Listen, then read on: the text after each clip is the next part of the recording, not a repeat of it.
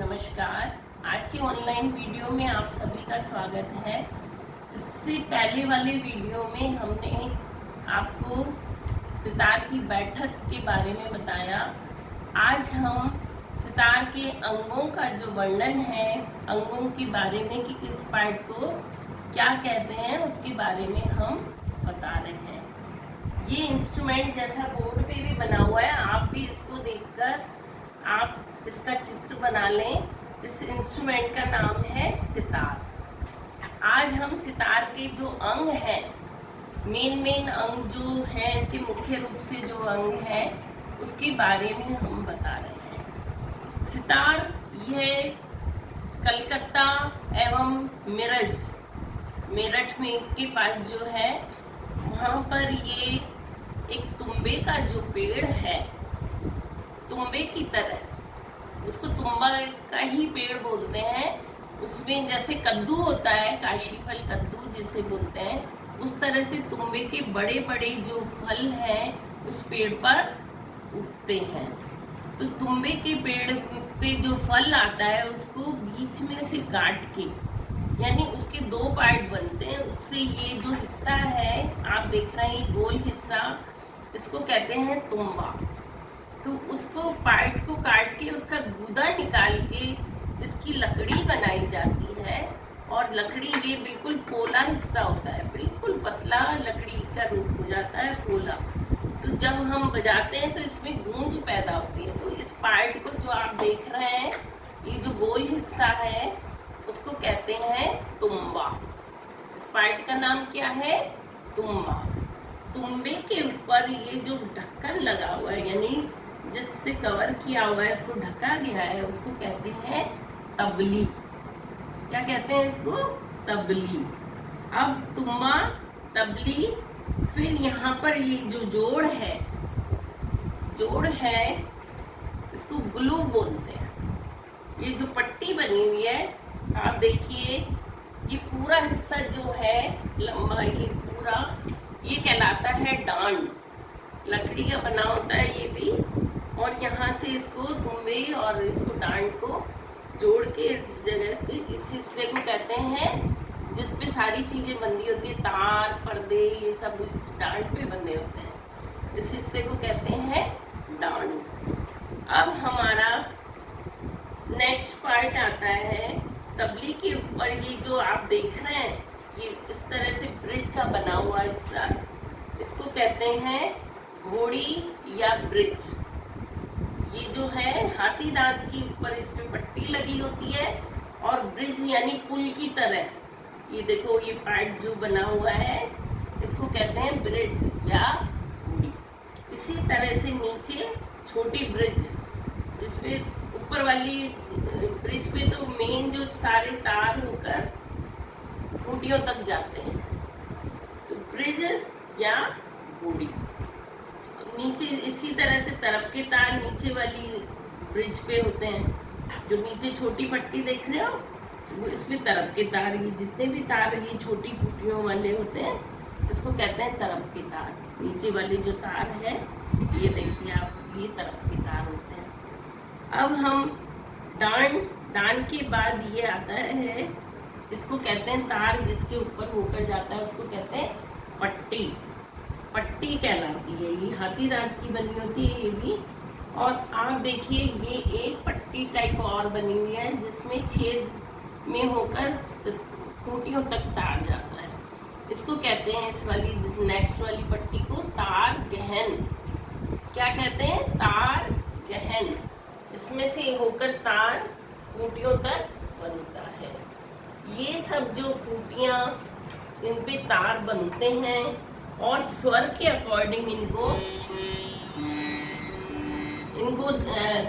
कसा जाता है इस तरह से।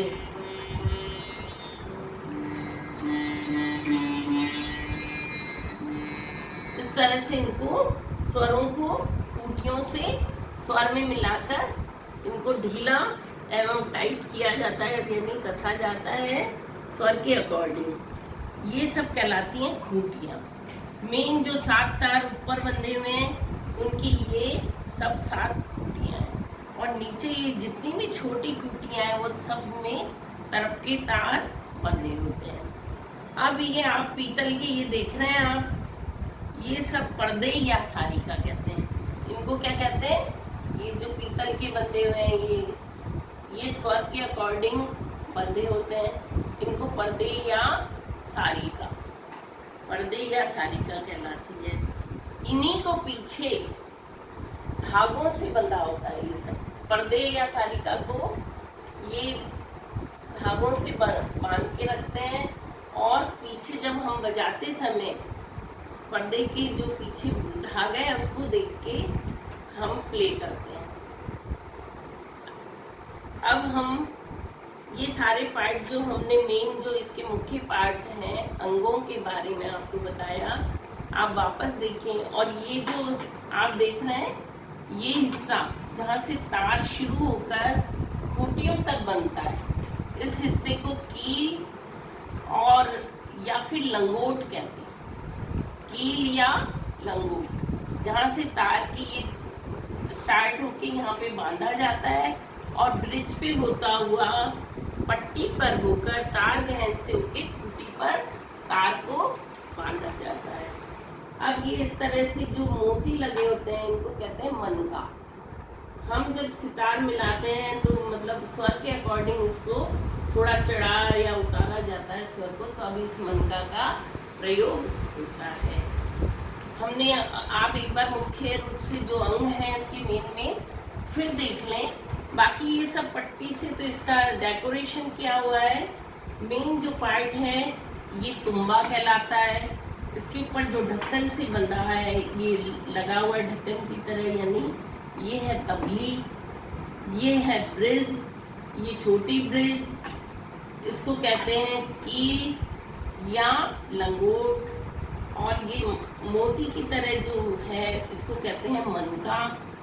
और ये जो पूरा ये लकड़ी का जो हिस्सा है पूरा पोला होता है अंदर से ये भी, और इसको कहते हैं डांड। ये हिस्सा कहलाता है पूरा यहाँ से लेके ऊपर तक जिस पे पर्दे बंधे हुए हैं उसको कहते हैं डांड। अब ये बताई दिया हमने, पट्टी है, ये तार गहन है, इन सबको कहते हैं खूंटियाँ, और ये है सब तरफ की खूंटियाँ। और पीतल के ये बंधे हुए हैं जो स्वर हम जैसे बजाते हैं स्वर के अकॉर्डिंग इनको लगाया जाता है। ये सब पर्दे या सारिका कहा जाता है इनको। हमने आपको ये मेन जो पार्ट है सितार के बारे में वो हमने आपको बताया। अब इसके ऊपर जो 7 तार लगे हुए हैं उनके मेन जो नाम हैं वो हम आपको बता रहे हैं। पहले तार को बाज का तार या मध्यम का तार बोलते हैं। मंद्र म में मिला होता है ये पहला तार। दूसरा तार जो है, दूसरा और तीसरा, इसको कहते हैं जोड़ी का तार, जो कि तांबे का होता है। और जोड़ी के तार को मंद्र सप्तक के सा में मिलाया जाता है। तीसरा तार है खरच का तार, ये पीतल का तार होता है और इसको मंद्र पंचम में मिलाया, अति मंद्र पंचम में मिलाया जाता है। फिर इसके बाद जो 5वें नंबर का तार है उसको मंद्र सप्तक के, इसको भी पंचम में मिलाया जाता है। या किसी राग में यदि पंचम स्वर वर्जित है तो इस तार को भी मध्यम में मिलाया जाता है, मंद्र सप्तक के मध्यम में। फिर 6ठे नंबर का जो तार है इसे छोटी चिकारी का तार कहते हैं। इसको मध्य सप्तक के षडज में यानी सा में मिलाया जाता है। फिर चिकारी का तार, इसको जो लास्ट 7वां नंबर लास्ट तार है